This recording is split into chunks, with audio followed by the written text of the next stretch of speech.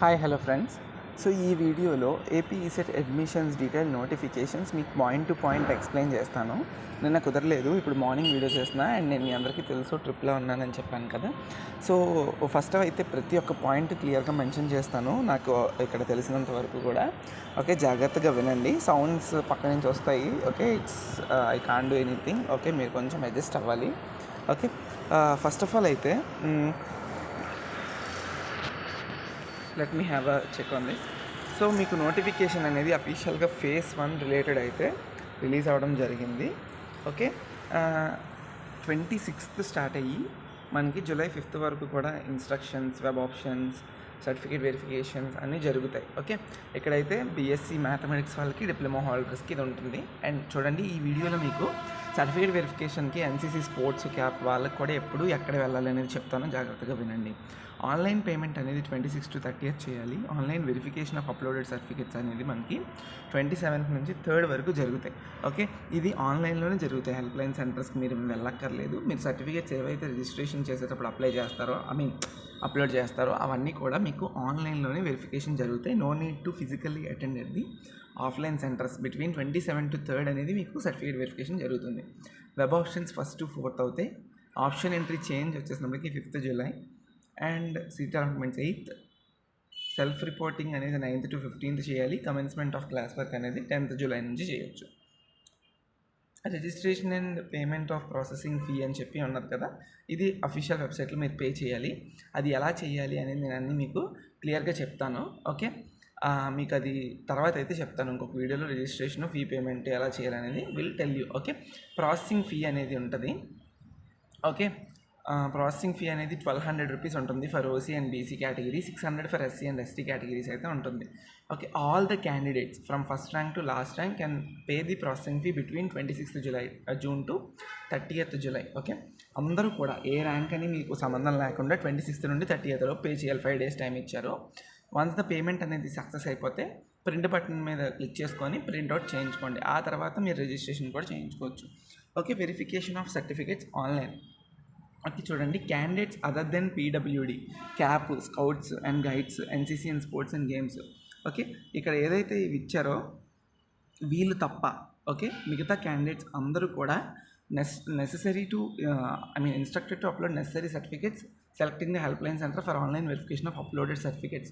Okay, ఇక్కడ మీకు ఏం చెప్తున్నారంటే, ఇక్కడ ఇచ్చిన క్యాండిడేట్స్ తప్ప, ఓకే, మిగతా అందరూ కూడా, మీరు బీసీ అయినా ఏ క్యాస్ట్ కేటగిరీ అయినా ఇలాంటివి లేకుండా ఉంటాయి, అందరూ కూడా అక్కడ అడుగుతున్న నెసెసరీ సర్టిఫికేట్స్ అనేవి అప్లోడ్ చేయాలి. మీ మార్క్స్ మెమోస్ అప్లోడ్ చేయాలి. ఒకవేళ మార్క్స్ మెమోస్ అక్కడ మీరు మార్క్స్ పర్సంటేజ్ చూపిస్తే ఓకే, మార్క్స్ పర్సంటేజ్ చూపించకపోతే 1st semester నుండి 6th semester వరకు మార్క్స్ అన్నీ కూడా అప్లోడ్ చేయాలి. ఓకే, సో అప్లోడ్ చేసిన తర్వాత అక్కడ హెల్ప్ లైన్ సెంటర్ సెలెక్ట్ చేసుకోమని అడుగుతుంది. మీ district help line centre list ఉంటుంది కదా, మీ డిస్ట్రిక్ట్ హెల్ప్ లైన్ సెంటర్ ఏదైతే ఆ హెల్ప్ లైన్ సెంటర్ని మీరు సెలెక్ట్ చేసుకోవాలి. ఇది నేను వీడియోలో చెప్తాను. సెలెక్ట్ చేస్తే మీరు అప్లోడ్ చేసిన సర్టిఫికేట్స్ అనేవి కూడా సర్టిఫికేట్ వెరిఫికేషన్కి ఆన్లైన్ ద్వారా అథారిటీస్ ఎవరైతే ఉన్నారో వాళ్ళు చెక్ చేస్తారు. ఓకే, నెక్స్ట్ చూడు, కొంతమంది చాలా మిస్టేక్స్ చేస్తూ ఉంటారు. అవి ఏంటి అంటే, మీరు అప్లోడ్ చేసిన సర్టిఫికేట్స్ కరెక్ట్గా అప్లోడ్ చేయకపోవడం. ఓకే, అండ్ అలానే స్కానింగ్ అనేది తప్పుగా చేయడం. అంటే స్కానింగ్ అంటే నీట్గా లేకపోవడం, ఇవన్నీ చేయొద్దు. ఓకే, ఒకవేళ వాటి date of birth certificate upload చేయమని అడిగితే మీరు క్యాస్ట్ సర్టిఫికేట్ అప్లోడ్ చేస్తే అది వ్యాలిడ్ అవ్వదు. అండ్ అలానే ఇంకొకటి, ఒకవేళ మీరు క్యాస్ట్ సర్టిఫికేట్ అప్లోడ్ చేయమన్నప్పుడు మీరు క్యాస్ట్ సర్టిఫికేట్ అప్లోడ్ చేసినప్పటికీ దాన్ని ప్రాపర్గా ఇమేజ్ అనేది కరెక్ట్గా ఉండాలి. ఓకేనా, స్కాన్ చేసుకొని పెట్టుకోండి. ఓకే, స్కానింగ్ అంటే ఏదో పెద్ద స్కానింగ్ కాదు, నీట్గా ఉంటే సరిపోతుంది. ఓకే, నెక్స్ట్ వచ్చేసినప్పటికీ ఏమేమి కావాలి ఇవన్నీ మీకు చాలాసార్లు చెప్పాను, ఒక్కసారి మళ్ళీ చూడండి. ఎస్ఎస్సి మార్క్స్ మెమో కావాలి, డిప్లొమా డిగ్రీ మార్క్స్ మెమో కావాలి. Okay, diploma provisional certificate already ఉంటే తీసుకెళ్ళండి. C16 బ్యాచ్ ఎవరైనా, C20 batch already 2nd time ఇది కౌన్సిలింగ్ అటెండ్ అవుతున్నా, ప్రొవిజనల్ ఉంటే తీసుకెళ్ళచ్చు. లేదు 7th class నుండి డిప్లొమా వరకు స్టడీ సర్టిఫికేట్. అండ్ అలానే డిగ్రీ హోల్డర్స్ అయితే 9th to degree study certificates కావాలి. క్యాస్ట్ సర్టిఫికేట్, ఓసీ వాళ్ళకైతే క్యాస్ట్ అవసరం లేదు. ట్రాన్స్ఫర్ సర్టిఫికేట్, టీసీ ఏమి మీ కౌన్సిలింగ్లో తీసుకెళ్ళి ఇప్పుడు మీరు కౌన్సిలింగ్ అనేది అంతా కూడా ఆన్లైన్లోనే జరుగుతుంది. ఇక్కడ నేను ఏవైతే డాక్యుమెంట్స్ ఇచ్చానో ఇవన్నీ మీకేమీ ఫిజికల్గా చేతిలో ఉండక్కర్లేదు. ఇవి పెట్టుకొని మీ డీటెయిల్స్ అనేవి ఫిల్ చేసుకోండి. ఒకవేళ మీకు ఎనీ కరెక్షన్స్ మీకు అసలు ఆన్లైన్లో అవ్వట్లేదు, ఆఫ్లైన్లోకి వెళ్ళి వెరిఫై చేయించుకుందాం అనుకుంటున్నారు, ఈవెన్ ఆఫ్లైన్లోకి వెళ్ళి వెరిఫై చేయించుకుందాం అనుకున్నప్పటికీ కూడా ఆన్లైన్లో వాడు అడిగిన సర్టిఫికేట్స్ అన్ని అప్లోడ్ చేయాలి. డైరెక్ట్గా ఆఫ్లైన్కి సర్టిఫికేట్స్ పట్టుకొని వెళ్ళిపోదాం అని అనుకోకండి. డైరెక్ట్గా ఆప్షన్ లేదు. ఆన్లైన్లో అప్లోడ్ చేసిన తర్వాత మీ సర్టిఫికేట్ వెరిఫికేషన్ స్టేటస్ అనేది ఇన్ఎలిజిబుల్ కానీ అవ్వడం లేదు కానీ అనుకుంటే అప్పుడు ఆఫ్లైన్కి ఫిజికల్గా అటెండ్ అవుతారు. అప్పుడు ఇక్కడ వచ్చిన మెన్షన్ చేసిన డాక్యుమెంట్స్ పట్టుకెళ్ళాలి. అప్పుడు కూడా పట్టుకెళ్ళినా కూడా మీకు ప్రతి ఒక్కటి బొట్టు పెట్టి టీసీ ఉందా లేదా, మీరు 2 జెరాక్స్లు పట్టుకొచ్చారా లేదా, అవన్నీ ఏమీ చెక్ చేయరు. ఓకే, అంత కరెక్ట్గా. సో బట్ టీసీ కావాలా లేదా అని అడుగుతున్నారు. టీసీ అనేది కాలేజ్ రిపోర్టింగ్ అప్పుడు మస్ట్. ఓకే, కాలేజ్ రిపోర్టింగ్కి కావాలి. అప్పుడు వాళ్ళు అడుగుతారు. ఒకవేళ కాలేజ్ రిపోర్టింగ్లో మీరు ఇవ్వకపోతే వాళ్ళు టిక్ మార్క్ పెట్టుకుంటారు, రాంగ్ మార్క్ పెట్టుకొని ఒక 10 to 15 డేస్లో సబ్మిట్ చేయమని అడుగుతారు. వరీ అవ్వద్దు. ఓకేనా, టీసీ అనేది మీరు తెచ్చుకోండి as soon as possible. Income certificate అనేది 2021 జనవరి తర్వాత ఉన్నది మీకు సరిపోతుంది. ఓకే, అలా లోకల్ స్టాటస్ సర్టిఫికేట్ ఎవరైతే అప్లికబుల్లో వాళ్ళు, అండ్ అలానే ఈడబ్ల్యూఎస్ సర్టిఫికేట్ ఎవరైతే అప్లికబుల్లో వాళ్ళు. ఈడబ్ల్యూఎస్ సర్టిఫికేట్ అంటే ఎవరికైతే ఓసీ స్టూడెంట్స్ ఉన్నారో వాళ్ళు మ్యాండేటరీ ఏం కాదు. EWS certificate OC students upload చేయడం వల్ల 10% రిజర్వేషన్ అనేది మీ సీట్ ఫిల్లింగ్లో ఉంటుంది. ఇఫ్ మీకు ఈడబ్ల్యూఎస్ సర్టిఫికేట్ లేదు అంటే you can leave it. Okay, residence certificate okay for private studied candidates. Okay, and ఎవరైతే PWD, CAP, scouts, guides, NCC, sports, games, Anglo Indian వాళ్ళు ఎవరైతే ఉన్నారో వీళ్ళందరూ కూడా ఏం చేయాలి అంటే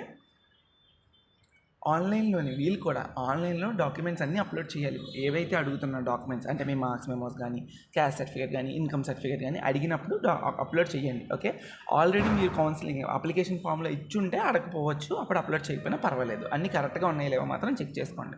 ఓకే, మీరు ఆన్లైన్లో అప్లోడ్ చేయడంతో పాటు ఆఫ్లైన్లో Vijayawada government polytechnic help line సెంటర్కి వెళ్ళాలి. ఇదంతా స్పెషల్ కేటగిరీ స్టూడెంట్స్ కాబట్టి మీరు ఆన్లైన్లోని అప్లోడ్ చేయాలి. ఆఫ్లైన్లోని కూడా ఇప్పుడు చెప్పిన ఈ లిస్ట్ ఆఫ్ అన్నీ కూడా 2 set of xerox along with original copies ఉంటాయి. ఒరిజినల్ కాపీస్ తీసుకొని వెళ్ళి అలాంగ్ విత్ మీరు ఏ రిలేటెడ్, పీడబ్ల్యూడీ అయితే పీడబ్ల్యూడీ, క్యాప్ అయితే క్యాప్, అండ్ ఎన్సీసీ అయితే ఏ సర్టిఫికేట్స్ ఉన్నాయో అవన్నీ కూడా ఒరిజినల్ విత్ జెరాక్సెస్ అయితే తీసుకొని government polytechnic Vijayawada help line సెంటర్కి వెళ్ళాలి. ఓకే, ఇదైతే ఇక్కడ మెన్షన్ చేశారు. నెక్స్ట్ సేమ్ అదే మెన్షన్ చేస్తున్నాడు. అండ్ స్కెడ్యూల్ చూడండి. ఎవరైతే విజయవాడ గవర్నమెంట్ పాలిటెక్నిక్ వెళ్తారో వాళ్ళకి 2 జూలై రోజున సర్టిఫికేట్ వెరిఫికేషన్ కోసం ఈ స్కెడ్యూల్ ఇది. ఓకే, మీరు ఆన్లైన్లో వెరిఫై డాక్యుమెంట్స్ అప్లోడ్ చేశాక certificate verification schedule for only the candidates. ఎవరు?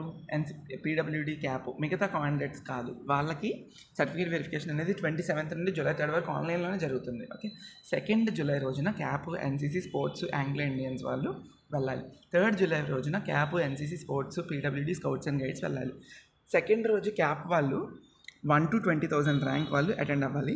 అదే 3 జూలై రోజు క్యాప్ వాళ్ళు 20,000 టు లాస్ట్ ర్యాంక్ వరకు అపియర్ అవ్వాలి. సో ఇలా ఈ ఇచ్చిన డేట్స్ ప్రకారంగా మీరైతే వెళ్ళాలి. ఓకే, ఇంటిగ్రేటెడ్ ర్యాంక్స్ ఇవి, బ్రాంచ్ ర్యాంకులు కాదు. 20,000 అంటే బ్రాంచ్ ర్యాంక్ ఎక్కడ వచ్చింది అనుకుంటారు. అండ్ ఇంకొక ముఖ్యమైన పాయింట్ ఏంటి అంటే మీరు ఫీ పేమెంట్ రిజిస్ట్రేషన్ చేసేసాక సర్టిఫికేట్ వెరిఫికేషన్ చేసిన తర్వాత మీరు ఎలిజిబుల్ అయితే మీకు మెసేజ్ వస్తుంది. ఏదైతే మొబైల్ నెంబర్ ఇచ్చారో దానికి you are eligible for exercising web options అని. ఒకవేళ మీరు ఎలిజిబుల్ కాకపోతే you are not eligible for exercising web options, reupload the certificates అని చెప్పి అడుగుతుంది. ఓకే, వన్స్ రీఅప్లోడ్ చేసిన తర్వాత మళ్ళీ మీకు వెబ్ ఆప్షన్స్కి ఎలిజిబిలిటీ వస్తుంది. అందుకే రీఅప్లోడ్ అవ్వకుండా చూసుకోండి. రీఅప్లోడ్ అవ్వకుండా ఉండాలి అంటే క్లియర్ డాక్యుమెంట్స్ అనేవి you have to put it. Okay, so ఇది. Okay, certificates required for web counselling చూసారు కదా ఏమేమి కావాలి అనేది. చూడండి, ఇవి ఫాలోయింగ్ సర్టిఫికేట్స్ అనేవి మళ్ళీ కావాలి ఇక్కడ. AP ECET rank card, hall ticket కూడా మీరు ఎవరైతే ఆఫ్లైన్కి అపియర్ అవుతున్నారో సర్టిఫికేట్ వెరిఫికేషన్కి వాళ్ళు తీసుకెళ్ళాలి ఖచ్చితంగా. Rank card and hall ticket కూడా. రిమైనింగ్ అని ఆల్రెడీ నేను చెప్పాను. Okay, income certificate, local status certificate, EWS.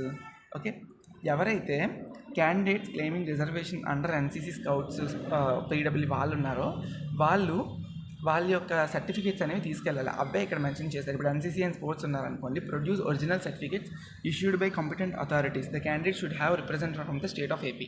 మీకు ఏదైతే ఏపీ నుంచి ఎన్సీసీ ద్వారా వచ్చిందో ఒరిజినల్ సర్టిఫికేట్స్ తీసుకెళ్ళండి, అలాంగ్ విత్ జెరాక్సెస్ కూడా. అలానే స్కౌట్స్ అండ్ గైడ్స్, ఎన్సీసీ వాళ్ళు అండ్ ఫిజికలీ ఛాలెంజ్డ్ పీపుల్ అయితే ఎంత డిజేబిలిటీ ఉంది ఆ పర్టికులర్ సర్టిఫికేట్స్ తీసుకెళ్ళాలి. Okay,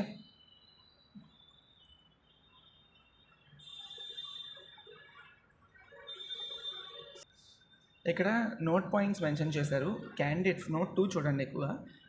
candidates who have secured 44.5% of marks for OC students and 39.5% marks for SC, ST, BC students aggregate in diploma or BSc degree examination are only eligible for admissions అంటే మీ diploma మార్క్స్లోని ఎవరికైతే 44.5% OC స్టూడెంట్స్కి and 39.5% remaining category వాళ్ళకి వచ్చిందో వాళ్ళు మాత్రమే ఈ సెట్లోకి అడ్మిషన్స్కి అర్హులు అంటున్నాడు.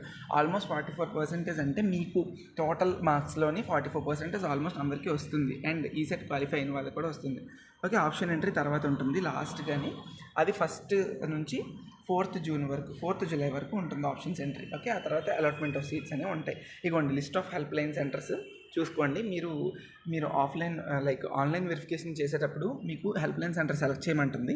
అప్పుడు మీరు ఏ డిస్ట్రిక్ట్ అయితే ఆ డిస్ట్రిక్ట్ యొక్క హెల్ప్ లైన్ సెంటర్ సెలెక్ట్ చేసుకోండి. ఇగోండి డిస్ట్రిక్ట్స్, వాటి యొక్క హెల్ప్ లైన్ సెంటర్స్ చూసుకోండి. ఓకే, అంతే. Thank you so much. ఇంకేమైనా డౌట్స్ ఉంటే అడగండి.